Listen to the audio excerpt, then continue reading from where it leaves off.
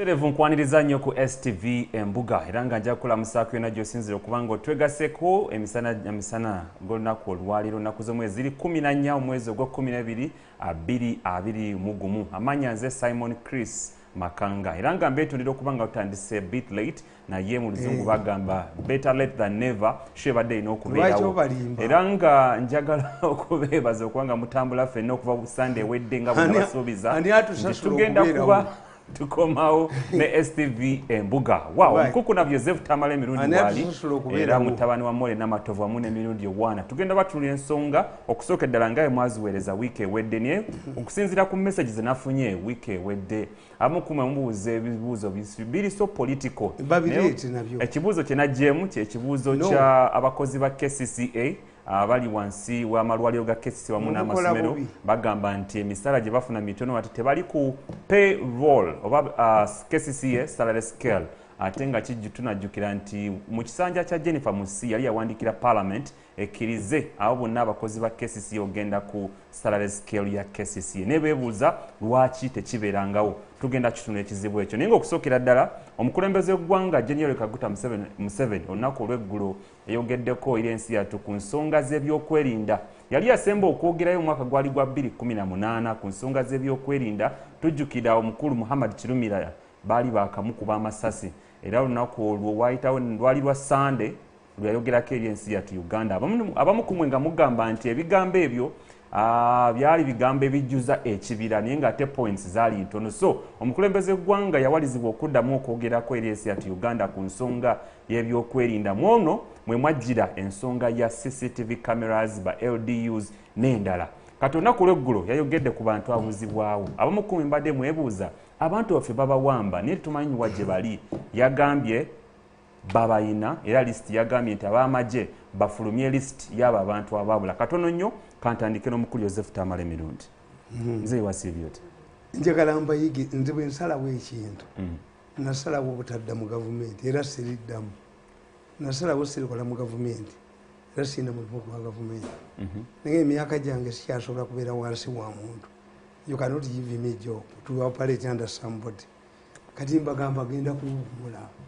Wagenda kuwumula? I'm going to retire, I'm going to my village. Myaka gyange gisigaddeyo. Kati mundeetera abaana mbasomese. So katono nnyo katina basumulula mabegaka watusuubiza n'ogamba nti ogenda teekawo consultancy firm njagiteekawo simanyi oba etuuse anti nina business ssatu. Have a transport company, have a printer, have a farm. Kati no consultancy mbadde mbayamba buyambi egenda kubeera ku maaso. Ebaddewo naye ng'oyamba buyambi. Ngamba yamba buyambi. Ng'eri under miso. Nali mu state house nga kapeti yange mu office yange bagisemula emirundi bansasula ki. Mugende mubuuze President Museveni. Do I have a budget? When I do these things, do I have a budget? Domba jafuge ayole ebyo mubijoge ofono. Okwambala kala ya yero n'yambala kakofiira. Kuddayo ofono yagenda kudenero jazz nga domba dusene sente zene kiwanda. At my age you cannot humiliate me. Mzee Tamale, oyambala kakofiira KNRM n'oyambala yero. Yes. How do you benefit from that? My father told me never abandon your boss. Tata wange yangamba bakuwanga omulimu okukolanga.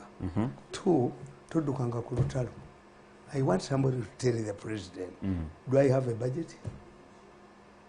And how do you benefit from what you're doing? Byonkola ofunira wa. Mbwakalu bwe katuuka. Embu ikomewo bagizanyiremu. Nga mutanyira ku mwana wange. Kakati mbagamba I've told you. Abaganda bagamba nti ekijja omanyi. Kinyaga bitono. Kiddukano tekitwala byenda. I have made my mind. I want to go home, concentrate on my things. Maybe ndikoma mu 2024. Ogenda tulekerani. Yanti mwe mbagambye nti time eno zino program zino identify people. What makes Mirundi? Nyerere bamugamba? No, is it you to create somebody or we are far by no creating? No. Kati ono mwana nga mfanana. Literally akufanana. No. Tamale Mirundi Junior. Anti faso. Aina arguments ngana mulete wano.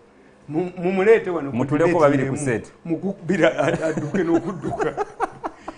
Tukwetere Tamale Junior. Mubuleti. Tukole shonga muliko babiri. Tuliko babiri mukubire nga talina argument ne. Mwinza nno okwetwala. Andi kubuli. So for you, wetwalira ddala. I'm a serious man. Kati in the same meeting mu family yange, abaana bange tebandabako abaki. Na nkoyo obujozi.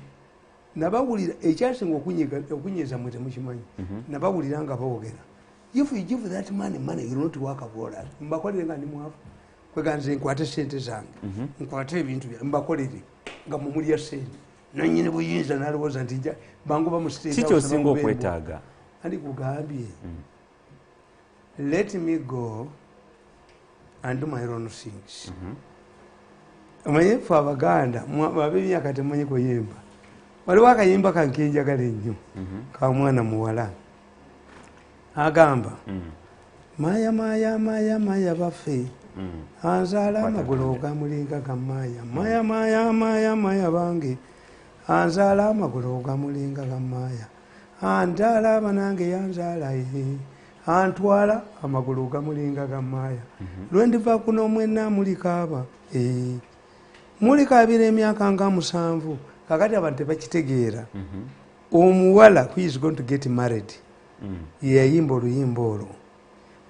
The man who has come to take me as a husband, his leg is as tall as my father's. Okay.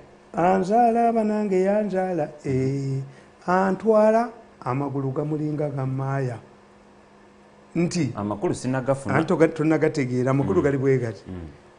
A younger girl who is going to get married had never experienced sex.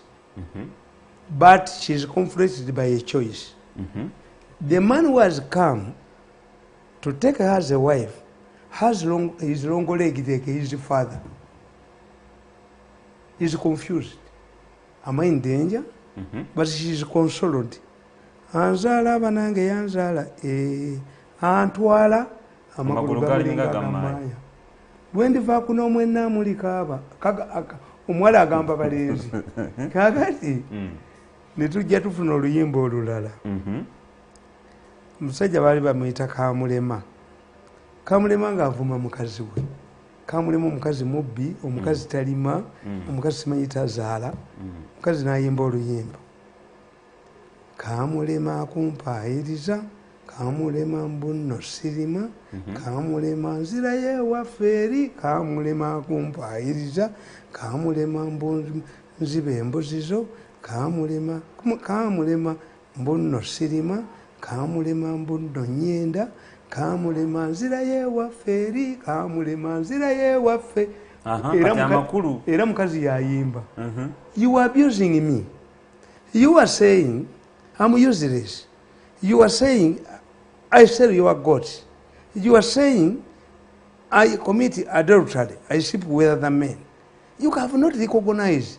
Kamulema akumpaayiriza, Kamulema mbunno sirima, Kamulema mbunno ndima, Kamulema nzirayo ewaffe, Kamulema nzirayo ewaffe eri, Kamulema ewaffe. Kwegamba b'okoledde tebasiimye. Siyogezaako okugamba. Ati kyotegeddemu basiimye ki? Tell me what I have. Busaasira. Ono simanyi balamu baani. What do I have compared to those? And they think this brain. Nti ojijoka brain yange.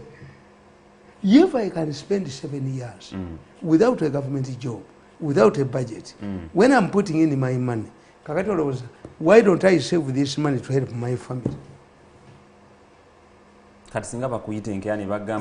Tamale, me, I don't want a job. According to Banja millionaires and Gerukaga.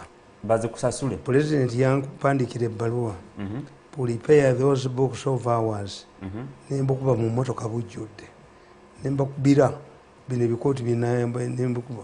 Enkofiira 20,000 enkofiira. Baganoze nanyine buyinza najjana nayola sente za gundi za information mbunkole Kano night. Do I know Kano night? Let me teach you a lesson. Mbu Mirundi omwavu. Ate mwanange bote bamanyi. Kamba buli abasajja abo. Mugende mbuuza abasiraamu. Nabbi omanyi nze kye neewuunya. My grandfather was a Muslim. converted to Christianity ng'amaze okutegeera nti abasiraamu tebajja kufuna ttaka. Abasiraamu tebafuna mayiro, babagatta n'okumbogo. Kakati ye n'aconvertinga to Catholicism. My family musinga mu basiraamu. Ne taata wange gwenzije naye wano, the only remaining wano mumbayita ba uncle ffe tubayita ba taata is a Muslim. Yamperekedde nenzija wano. Kakati kitange jjajjange yaleka taata wange alina emyaka 20 alina emyaka eki esatu. But my grandfather made precise predictions as I do. Yagamba one, ku kyalo kyange ku mayiro yange tekusengangako omusiraamu ajja kwazina mpogganire ng'ana okwebaka. Naye nga akonvatinte kuva muki? Most of his relatives are Muslims. This is the will he left in 1923. But because my father was a revolutionary Mirundi, married from a Muslim family, my mother is a Muslim. Wewa kakandike STV Embuga mzee Tamale kandi katwaliriza. Nina bintu byange byembala. Ninde kintu kitwatadde. Ndetira abaana katudde wali basomese sagala programu zange zino zife. But I've decided nzira ye waferi nzira ye wafe Olabe kano ina kyogeza kumpayiriza mbonno sirima kamugole nzira ye waferi nzira ye waferi. Lero jidde mu stereo ya kuyimba naye mukutandika. No, a mass communicator must be a singer. Absolutely. Yes. I totally agree. You cannot do mass communication kakati mbabuweza. Netandike Embuga. Nze muzeeyi sokoleke. Oyogedde ku kya muzeeyi. Nze muzeeyi President Museveni ntuulaawo bwenti ntunula. President Museveni ntula bwenti nemanya. You see, waliwo ebintu byotunuulira ne family nti abantu baganjagala nnyo Museveni. Even today we are discussing mu family. Ne banga naye gweoyagala nnyo Museveni naye talina kyakuwadde. Nembaga ati I didn't go for materials. At least has protected me. Nti nina security. Buli maka gange gakuumibwa. I'm one of the heavily protected people. Cut is off who? Life is better. Njagala omuntu ambulire honestly. There are two sectors in Uganda where the military heavily invested. One. Border, Central belongs to a general, represented by Ragadi. This is why they wanted Ragadi to be mayor to protect their interests.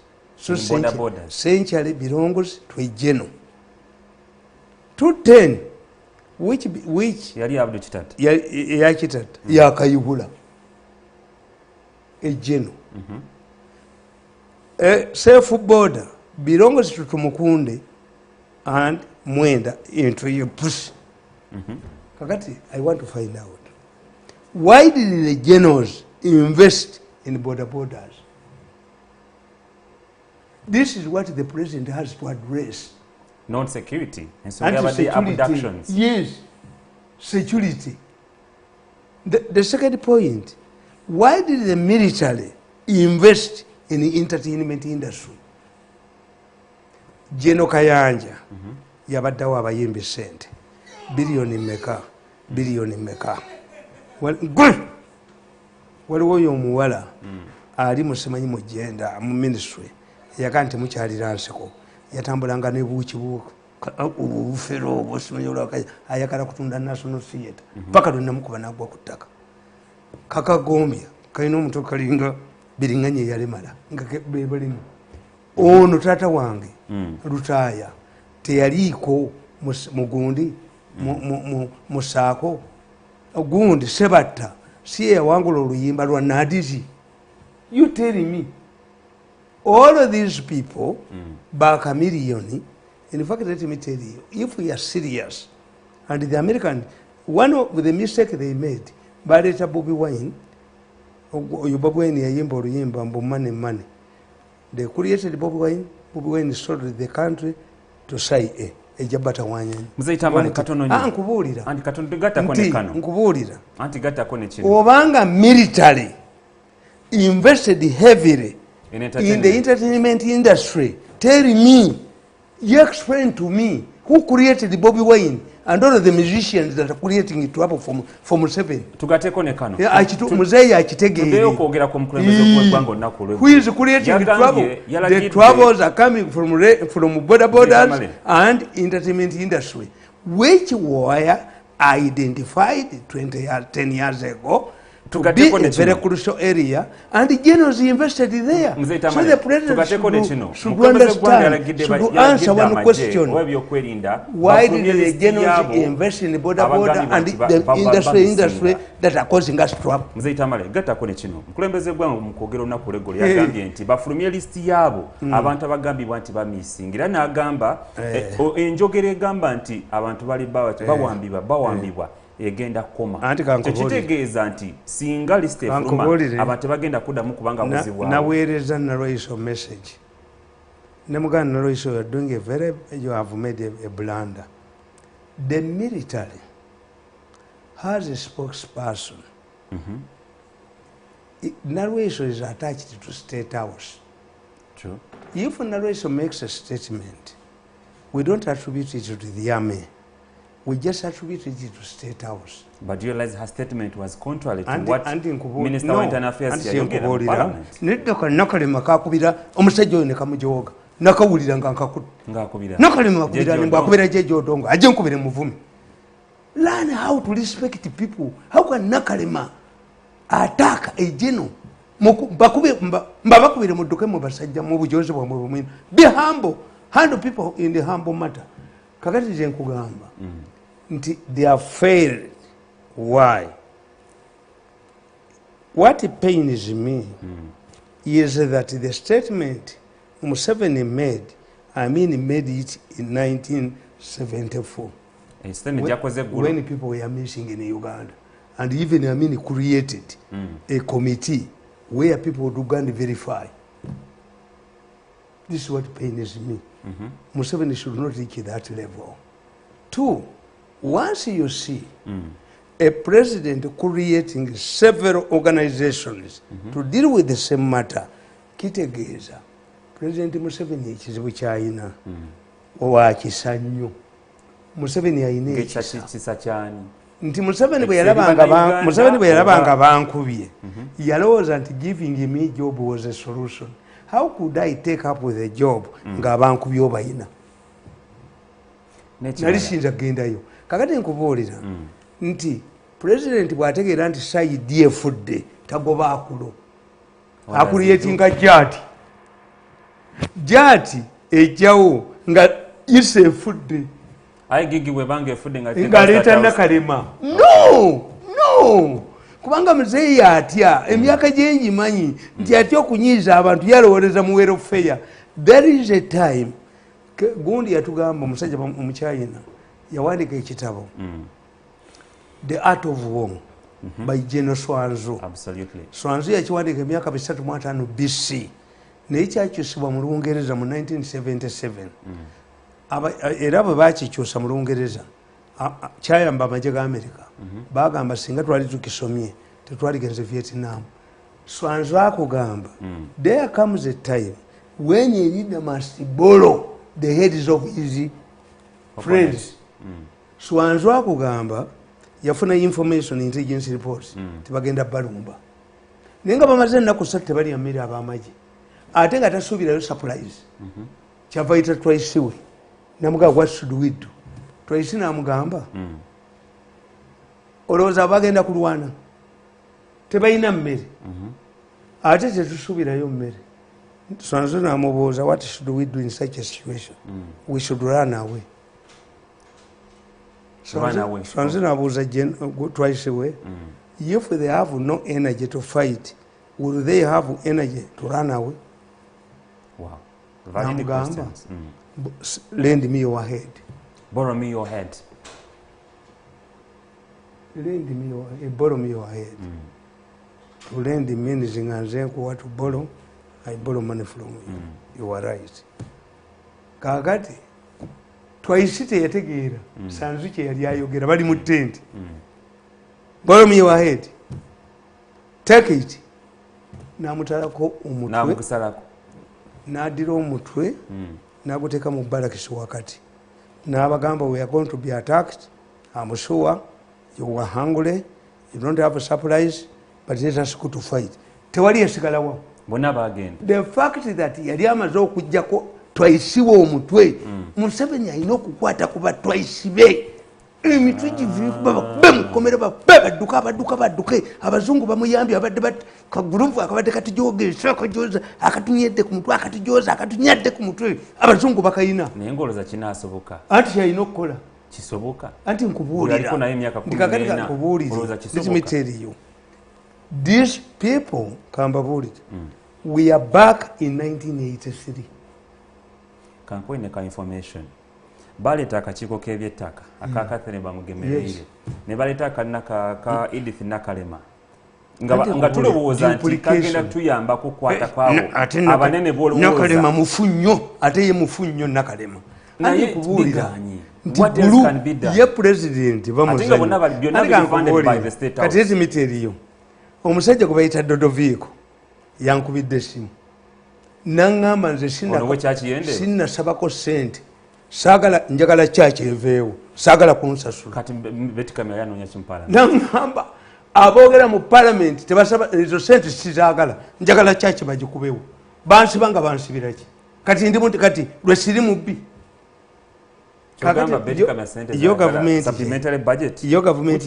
yo gavumenti yeyakoze eyagala forceful acquisition of land naye yo omusajja yaganye bazimuwerwa mpaka kati if you agree forceful acquisition of land ne batwala ettaka lya Dodoviiko eryo tebalitwale kati kyenkuulya kiri bwe kiti the 1983 Obote found himself in the same situation we are in nga bantu babuzibwawo yes Obote Museveni mu 83 Obote yagenda naita aba North Korea commandos naita British Advanced Military Training Team Obote najjawo muwanga Ministry of Defense yamujjaawo obuyinza bwonna n'abuwa Peter Otayi they trained an army 30,000 soldiers to flash out Museveni from Luweero once and for all n'awa mulango munne Lieutenant Colonel Ogole n'akwata mulango munne at the chagrin of the Chacholis Smith apona chaka namuwa Chief of Staff nga Bacholi bagamba nti bo be bafiira ku lutalo kakati amanya Mushega yagamba history does not repeat itself fools make mistakes earlier fools made nze ku lwange as a political science I know politics nti a similar situation kati look Obote Abacholi bali balwanagana bagala obwa Chief of Staff n'abuwa mulango munne kakati today a similar situation ye Margaret president najjako birungi n'awa mutabani we okukomandinga ki SFC yes situation is there are times when nanyini mufunga yino kwata otherwise singa afende muhozi teyakwata mu majegani bubweni bali mukubye sasa chogamba twas iranze nakubira bubweni ni mugamba bubweni togenda kayunga I have information that was video before kamba bulire contrary to people's perception nti ndi very close na afende muhozi Kaine Rugaba do you know that he doesn't know me the meeting uncle Muhozi has never I have never met Muhozi 1-to-1 he only sees me on the screen even the photo tandabanga nako tankubiranga nakusimu kusimu yange tekuli ya Muhozi aya basi I want to tell you Mzee Tamale kati waje katono nkugamba tuli mu situation yaki ye kinana mwezi kakati Museveni bwe bamuzingiza mu nsiko Museveni akola strategy n'agamba nti mwenna betulina mu nsiko muddeyo mutudina musinge ne bakomawo muki mu bitundu era Lwakasiisi Samuel Mugwisa Paulo Muwanga ne celebrating what I call deceptive victory. Ne lwebatta lwejema olutalo lwayimiriramu era Habyarimana n'akolawo deceptive victories.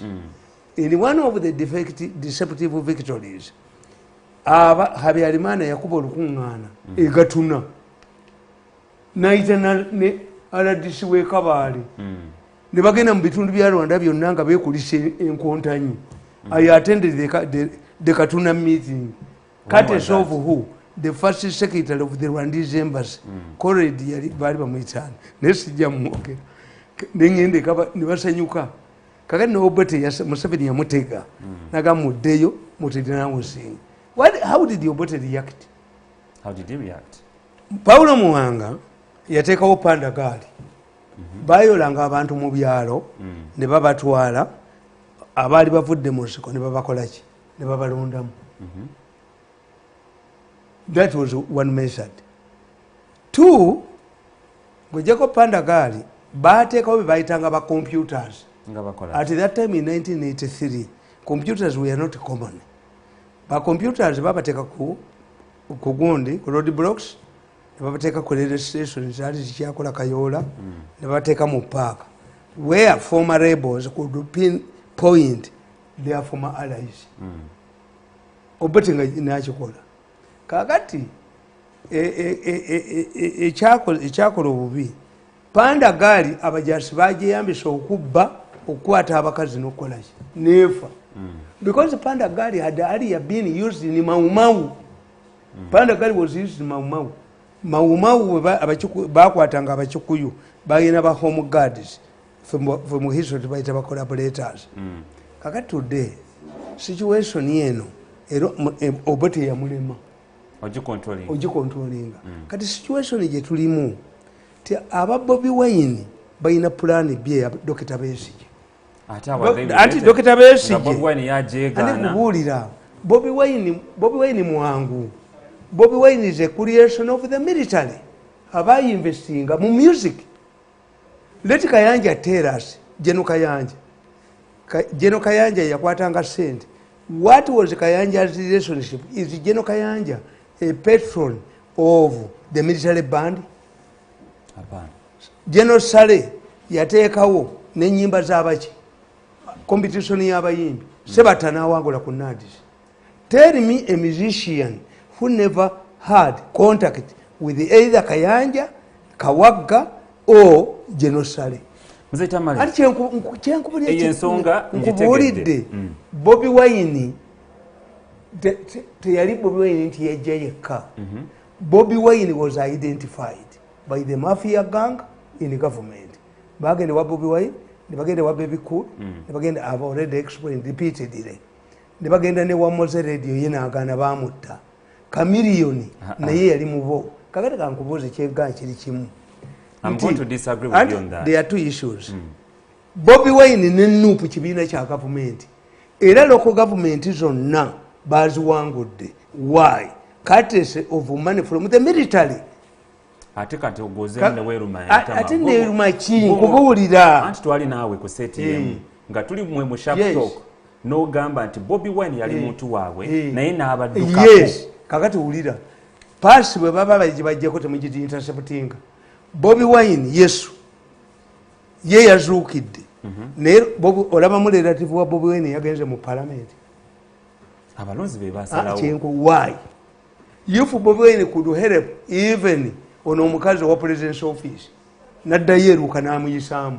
Why didn't Bobi Wine's brother go through Mbayo? What they want? Nabaga nti Bobi Wine namukolera deal n'alaba Kadaga. Kadaga yali yakiganyeko.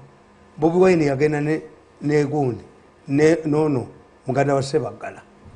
Ne mugamba togoba mwana oyo mu parliament.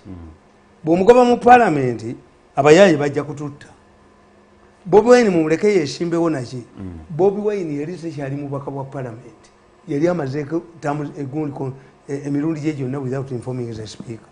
When Bobi Wine went to Kadaga, yamugamba madam, tonsobola, nina muganza yakulema, nina force y'amaanyi nnyo empagira, my role is to get them MPs. Era Kadaga yankubira esimu nanga mwanyinaze nti omuvubuka ambulidde ekituufu. Akulidde amazima. Ambulidde amazima nti alina abamukola ki. Lolo ya Bobi Wine was to bring MPs. Nope was intended. Mbabuuza bulijjo. Me am a serious man. That's why I've gone back to my home. Ekibiina kya Nope ekyava mu kibiina Lugunda kyalabirira. Ekibiina kya Nope kyava mu kibiina Amanya Musega ye patron waabo. Yes, Kibalama kankubuulire. Kibalama bamutegeera nti bamwetaaga. Lwaki muwala wa Paulo Muwanga, Dr. Muwanga aliye Makerere, yali agala kuvuganya Amelia kyambadde. Ne bamuwa ne interview mu monitor ng'ekibiina tebanne kitwala. The changing of a delegates conference was the advert was put in New Vision for 14 days. Why didn't intelligence services identify? One, there is a party that wants to change.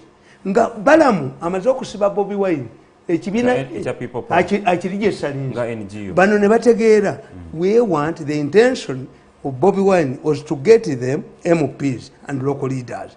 Second point, they wanted to form a political party that Museveni does not control. Kibalama ng'agirawa mu square. Anti nkubulidde Kibalama registered the party ng'ani amugambye buno obubiina NRM yaburegisteringa n'oyo gundi oyo Bwanika Museveni yamuwa biliyoni 3 n'omusajja bamuyita gundi ali ku Mawugola ne bazibba nti baleeta mbuzi walaba Bwanika bamukwata yajjanga kwesimbawo Bwanika alina okufuna bwa minisita.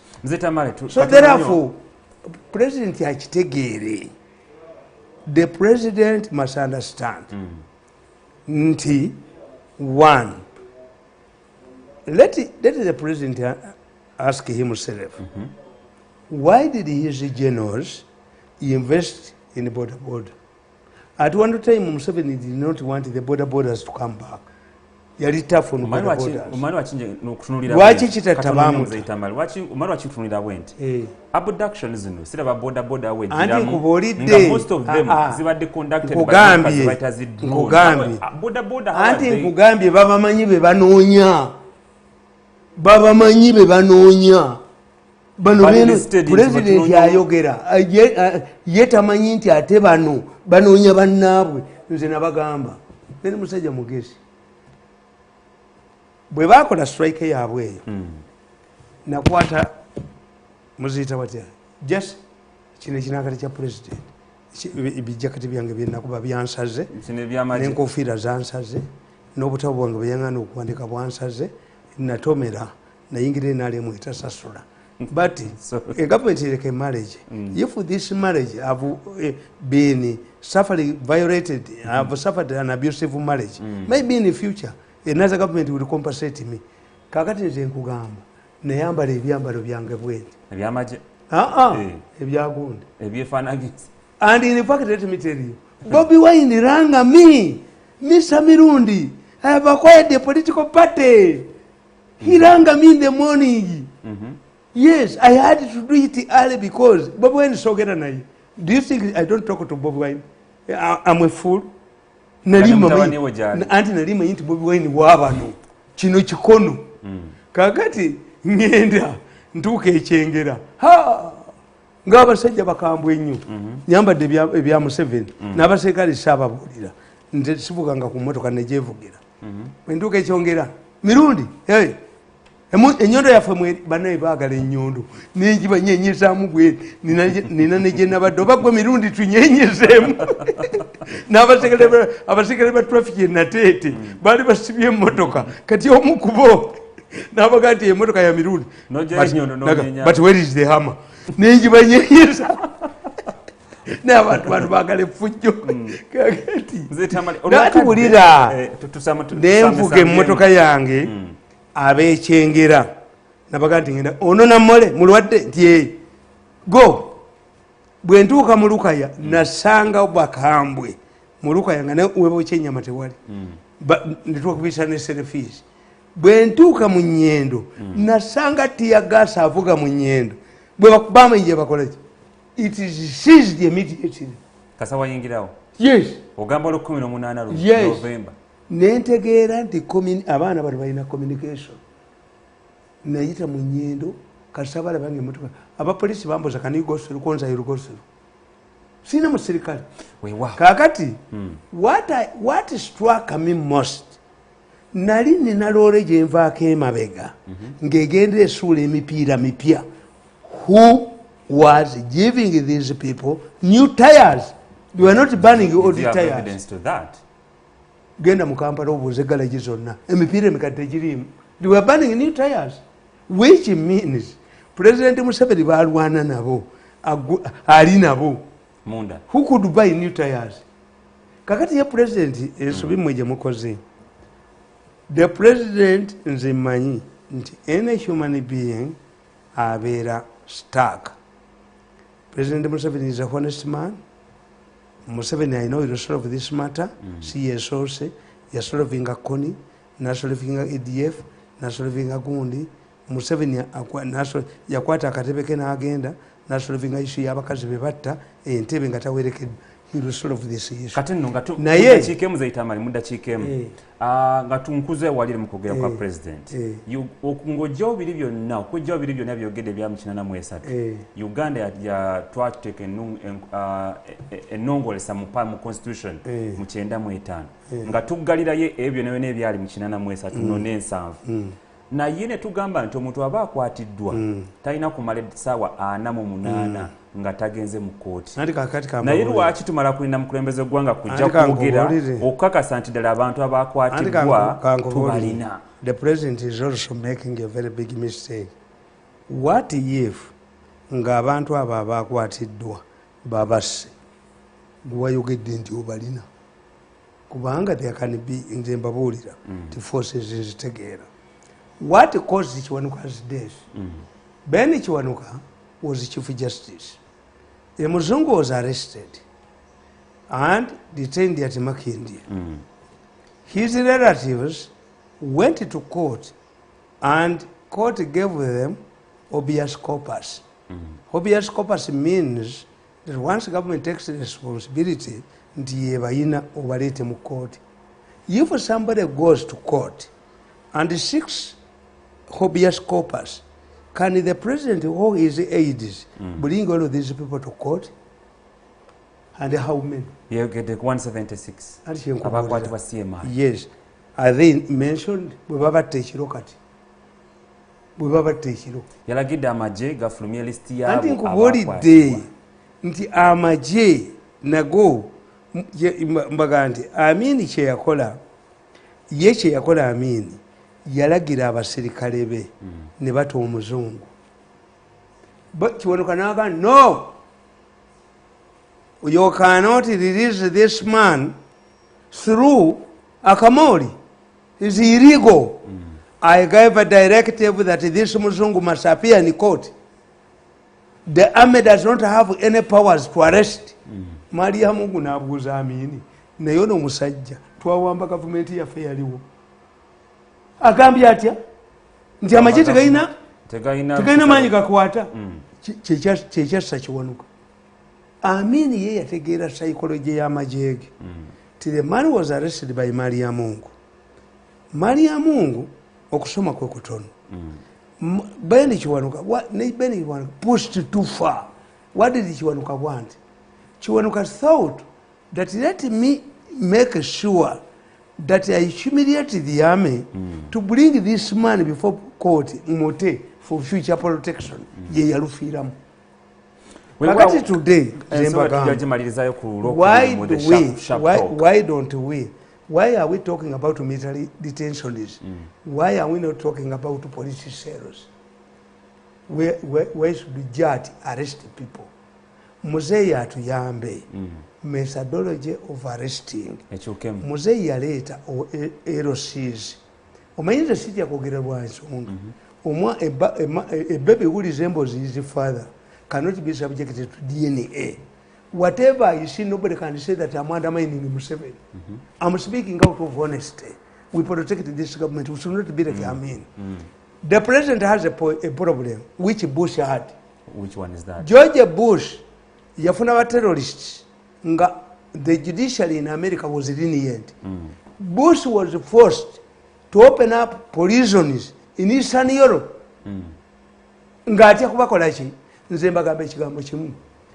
Let Museveni sack the side director. Let Museveni sack the DPP. Let Museveni create a court for serious crime. Ajiwe omulamuzi general waliwo omulamuzi ono abadde ekifo kye bawadde gundi ekifo kye bawadde gundi ono mukwano gwange sabbiiti mugira omanyi nti mugira kabaka mugira yesaba mooli mugira mulangira mugira akuumye amasasi tewali sasi libbibwa wano oyo munauganda muzibu mugira has a master's degree. Let Museveni create a civilian court, a special court for hardcore criminals. Nga kuliko tinyefunza tekuli age kuliko mugira kuliko abasajja bakambwe botafiire tinyefunza kyasobola okudda nabo bazivugeko ne wiigi kakati tujje ba criminals mu court y'amagye. Court martial is for military. Let us create NUP supporters Kambabulire Bush bwe bakuba Twin Towers, he did not sack any of the security people. He created an organization called the Inland Bureau. Why? Abaana bali abajja okuyiga ennyonyi bali bava mu family engagga naye nga bo bagenda bategeera nga bali interested mu take off. Abamerica ng'olina dollars kakati baawasa nga baana bwe basomera McDonald, one of the best schools. Ekitegeeza Bush yakitegeera, it was not poor intelligence. Why? These people came, applied, ne basoma okuvuga ennyonyi nga basasula $50,000 every week. Kati ya Bush yakola yateekawo inland intelligence. As you arrive in America, we follow you. We don't blame the immigration. These people came for studies. We shall not stop studies. Kati ne Museveni kyalina okukola alina okuba director wa side ateekawo side omulala, because if these cases were investigated by side tebali badde military detentions. Two, agobe owa military intelligence. Why? If the military intelligence chief Kandaho had infiltrated these boys tebali tuuse ku stage eno. Let him ask Kandaho, why didn't you tell me that the generals are involved in border and the generals are involved in the entertainment industry? Let the president call General Kayanja to explain to him what went wrong in an entertainment industry was controlling. Dishing out to 5 billion, dishing out to 10 billion. Yes, Kayanja should explain. Abana bamwe wagulako batya. Abana bano bewanga 5 billion fene mutatuwa. Kayanja abawadde ne budira ne bukuba mawuli buno bwabukedde. Omuyimbi talina sente zalya. Kano Jeno Kayanja amuweereza. Jeno Kayanja amuweereza gonde. Jeno Kayanja amuweereza emmere. How did these people, the musicians, the drama actors, leave the cause us trouble when they were nurtured, protected, given money by the military? This is Museveni ayite Kayanja ayite bano kakagombi akalina omutwe ogukalinga biringanye yalemala ayite bukibuuka ayite obusajja bukibuuka obufere. Yes, how would ono taata wange gundi nkugambe teyaliko mwanika wange ono gundi oyo omuwala simanyi owoli omuyimbi ali mu Nadi's. Where is it that music is connected with Nadi's development? Muzeyi, this is time to borrow somebody's head. Yes. At times I have to go to solve. If you want abaganda baga nti enungu enkalirize ekisa tewona. Ekyo kiwedde. Let us come up and explain. Bwetubakubyogerako in depth obakadde tujja byogerako mu the shop talk. kakati bwe tuyogerayo n'ensonga y'ebyokusoma twakitegeddeko weekend gye tugenda okuba nga tumaliriza olunaku olwaleero minisitule y'ebyokusoma yafulumizza timetable ng'egamba nti aba senior 1 senior 2 senior 3 aba P1 P2 ne classes endala bagenda kuba nga baddayo okusoma naye nga weeks abamu bajja soma weeks 8 abalala bajja soma weeks 10 bwe batyo naye ng'ensonga esinga okukaabya kati abantu ya nti aba kindergarten oba nursery school tezigenda kuba nga ziddamu. Minisitule yise ekiragiro n'egamba nti bakyagitunulira naye nga bagamba nti abaana bajja tutandika nga balina emyaka 5. Mu bw'otunulira amasomero ga kindergarten abamu eri amasomero nga go tegalina primary wabula bakoma batandikira ku baby middle ne top ye kindergarten ekikoma abamu balya looni okutandikawo amasomero ago ate eriyo n'abasomi aba students nga bali mu universities bagala ku graduate nga bagende basomese mu masomero ga kindergarten ge bajjeewo. Omuzadde agamba omwana omutunulira ewaka mpaka ku myaka 5 kijja kuba tekimuyamba. Ensonga eyo gyogerako Tamale. Nze bagambe nti amwino midway nze we nakulira nga omwana takwata kutu tasasula mu bbaasa tetagenda kusoma omwana oyo ng'alina kubeera waka. But I was a unique kid. I started talking when I was 6 months. Nemujemboze mama wange amwe mulongo nze ndi mulongo n'ekitooke kyekubanza ali akyagaana okukula walimu mukwano gwange bamuyitira byalugaba ye yajjako ewaffe. The day I was born mama wange yali ava Nalongo ku Luzzi naye ekitooke kuyanzaalira normally babazaaliranga ku bitooke ekyange kyalemerawo ate ne bamuwa somebody left a big pot called nina ensuwa mu nyumba yange. It was brought there the day I was born. Nobody came to claim it. Kati nze nagenda mu kusoma nga ndi mwana muto. What Museveni is not if Museveni makes a statement, why don't you debate it and go back to him?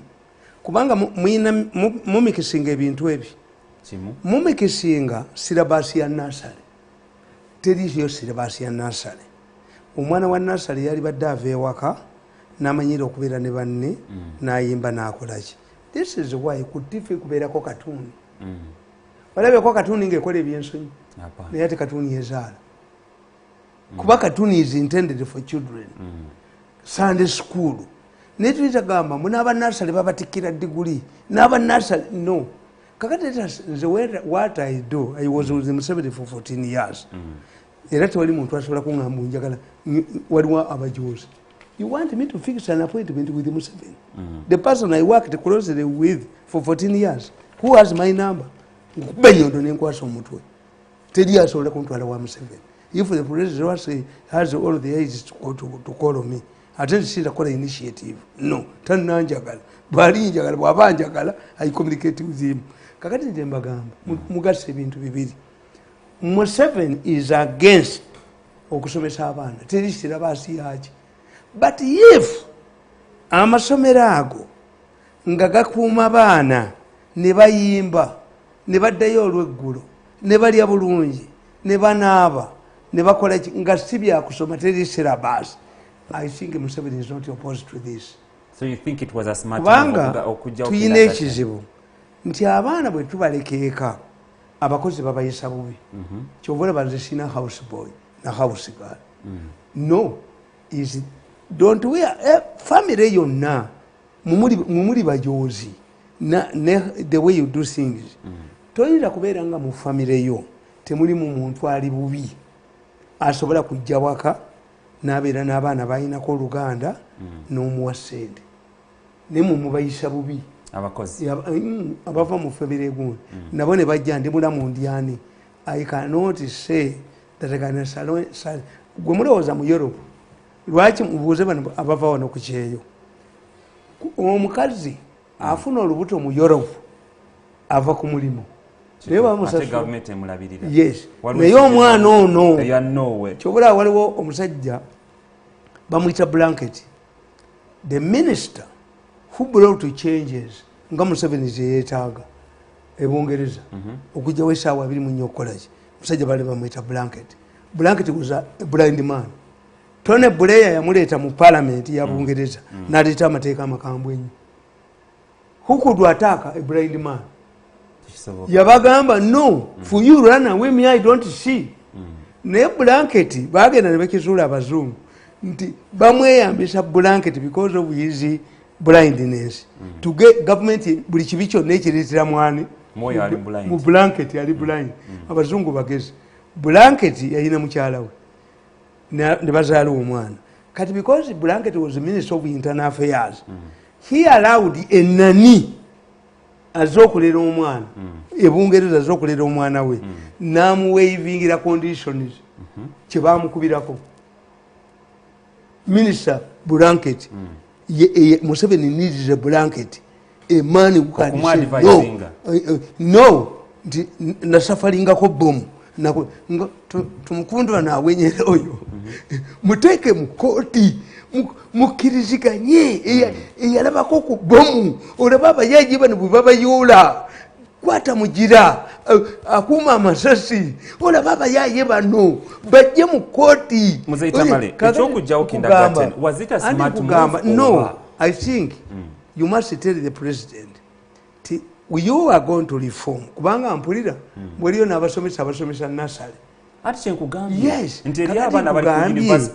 are we doing yawe with are we doing yawe I don't think that Museveni can do away ku baana be baleesa abato ne bafuna omukyala nga tabasomesa 1+1 tabasomesa aki ne bulya bulungi ne babonaaza ne bwebaka bakadde baabo ne babuzaayo eka bazzukulu be sewoza ndi Museveni ayagala abaana bano basigale eka abakozi babatte mulageka akatambi k'omukozi gwe baasiba bukati yavaayo nadda you show him that if we live because these people kyebatategeera nti what does Museveni want to achieve Museveni what he wants to achieve ti abaana mubasomesa bato kakati abo abaana tubasomesa nga bato naye abaana abo bwe bajja nga naye bwali ne bazzukulu be abaana abo bwe bajja ne tubafunira omuntu omutuufu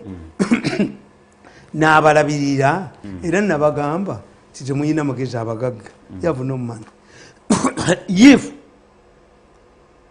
ng'abakazi abakola mu owino abakazi abakola enakasero ng'omuntu yataddaawo ekifo ng'abakazi bano abajja n'abaana baabwe essaawa 12 abajja mu owino abaavula abakolaki nga balina we babateeka you get money care center I don't think that Museveni is opposed to a care center.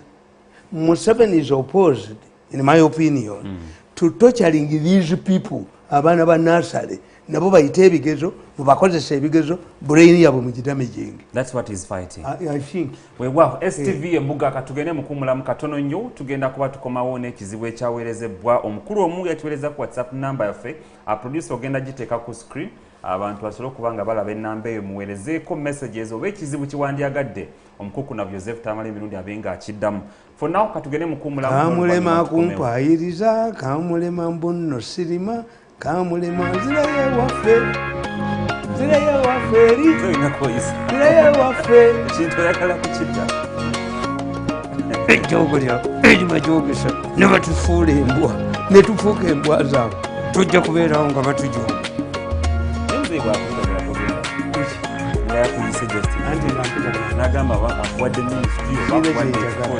want to go home. No. I want to go home. Hey guys, you're watching STV. Select for fun. Tulimbwaza. Weekend we twaga ekizibu ekintu kya KCCA messages eziri ku Facebook abantu bakiwagira nti gwe. Hey guys, you're watching STV. Select for fun. Yo. Kale.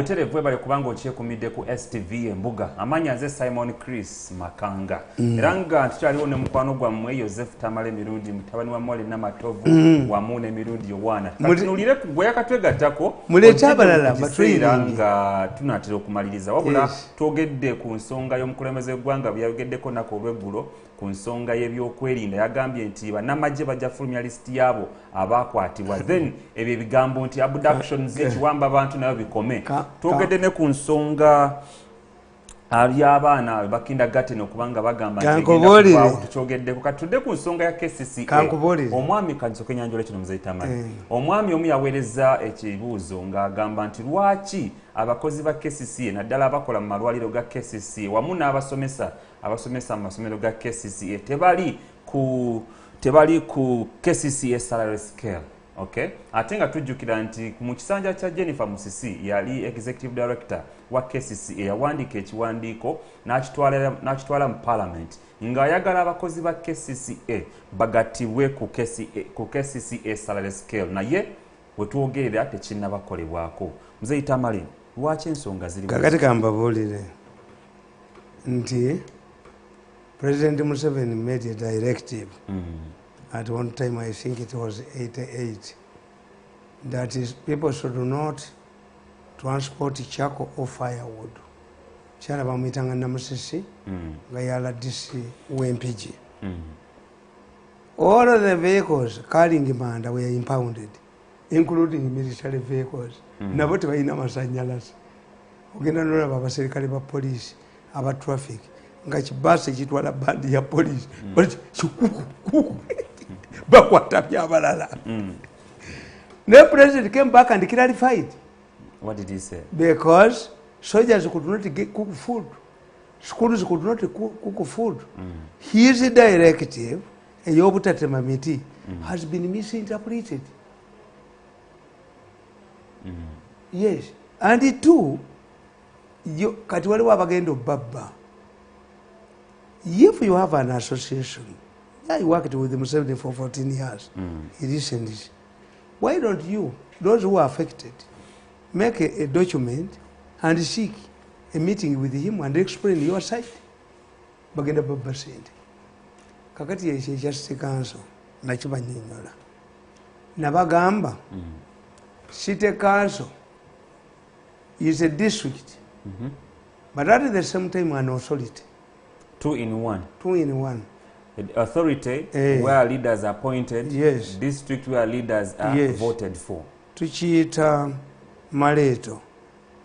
In these modern times, either trying to mix the economy, but in a communism and capitalism, and to tackle mixed economy. Nti, to never to cheat, I've forgotten an English word, but it is Maleto. Buli system to jijamu echinto to apply. Kakati Kampala is a district with elected directors. The chairperson of Kampala is a mayor, that's a name, but it's a chairperson of a district.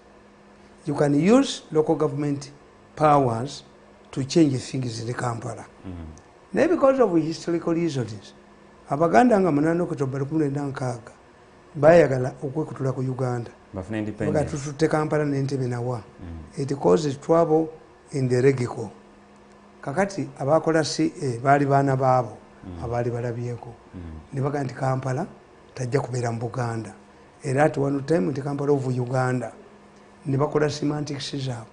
Tutaddewo egombala y'omukulu obwongo nga tebalina bamakubu ya omuntu atasoma political science nga teyasoma political science nga yasoma lo talina kyamanyi. That's why I felt disappointed.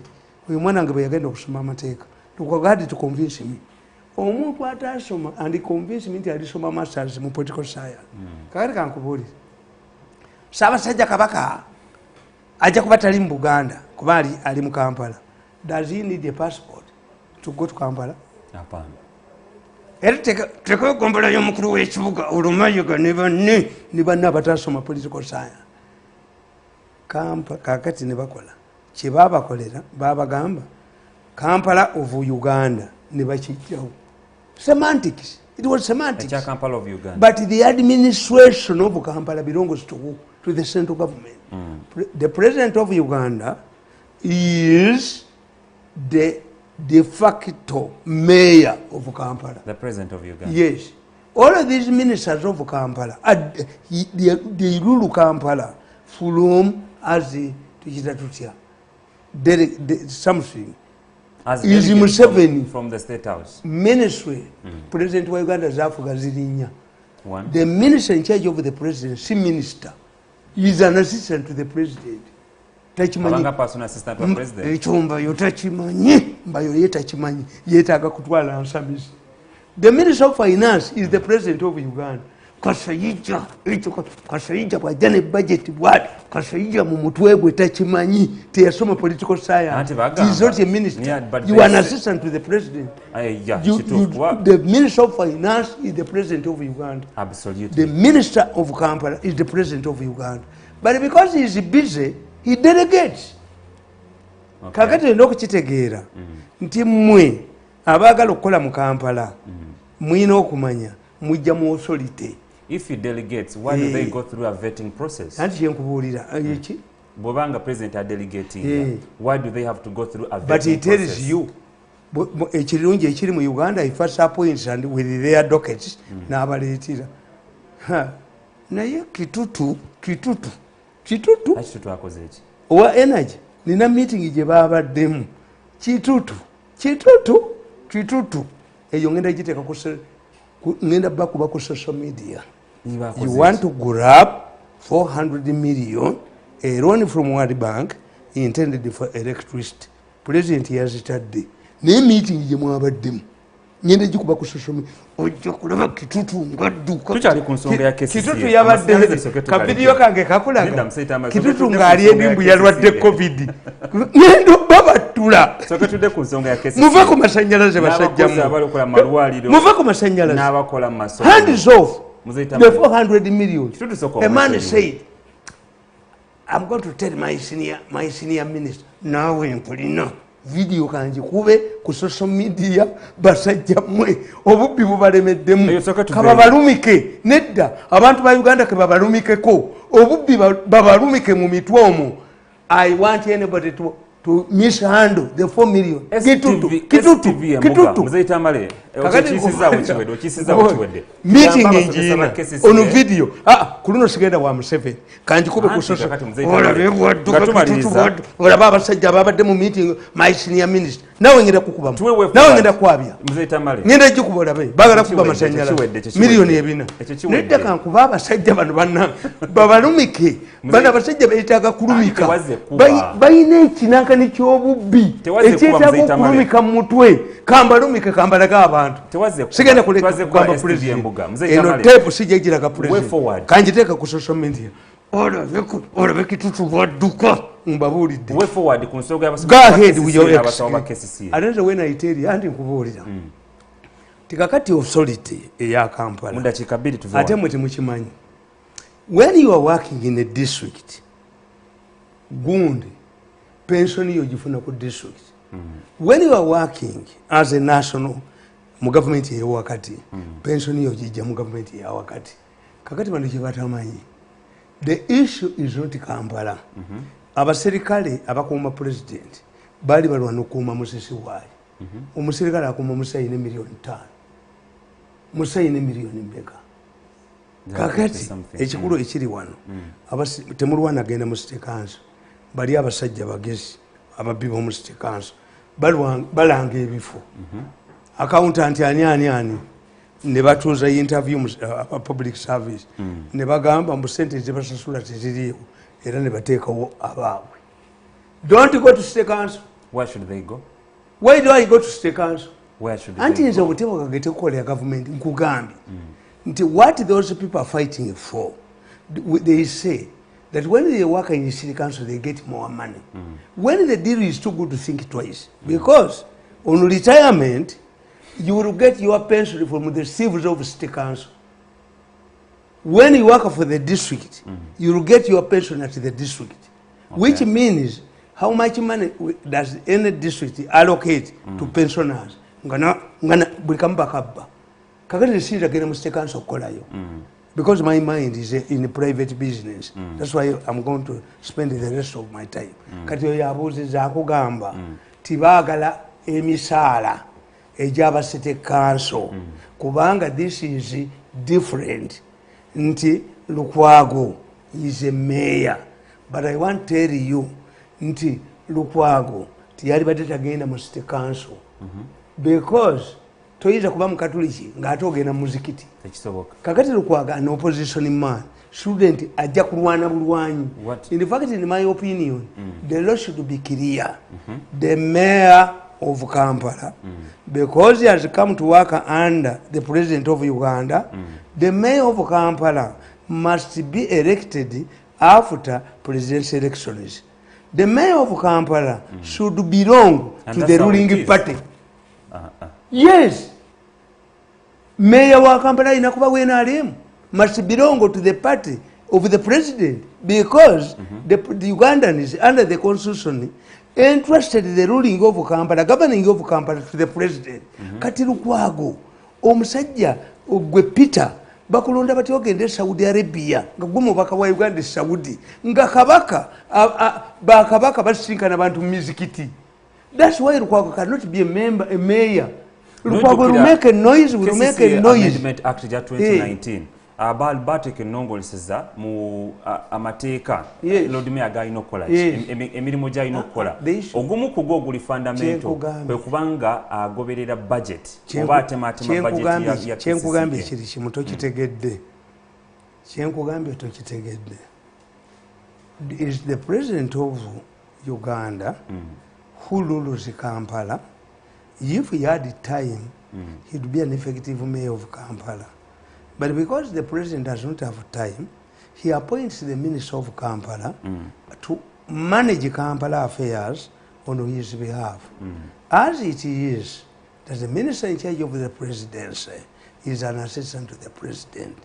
Otherwise, the minister in charge of the presidency is the president himself. The vice president of Uganda is an assistant to the president. Under the constitution, the vice president don't have any role, and the second has done it effectively. Taina role is an assistant. That's why whenever second goes, opens up the document, reads people, and reads Museveni's document. Kakati nabali nkugamba. Kati tugenda kubanga tusukwa. Nti Lukwago ekimuleeta mu Kampala kutabula. Etteeka lirina okubeera clear.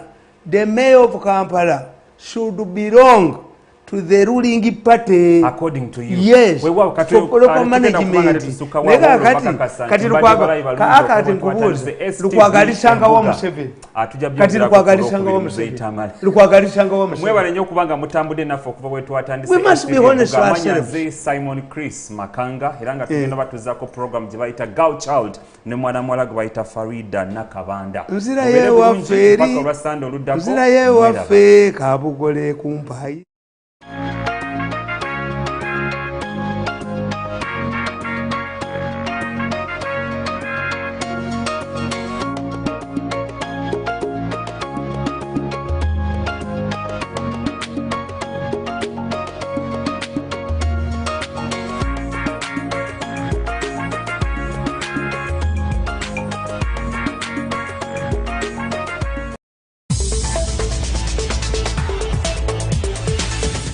Ebirowoozo by'owulidde mu programu eno si bya STV abakozi baayo oba n'abagiddukanya wabula bya muntu ssekinnoomu.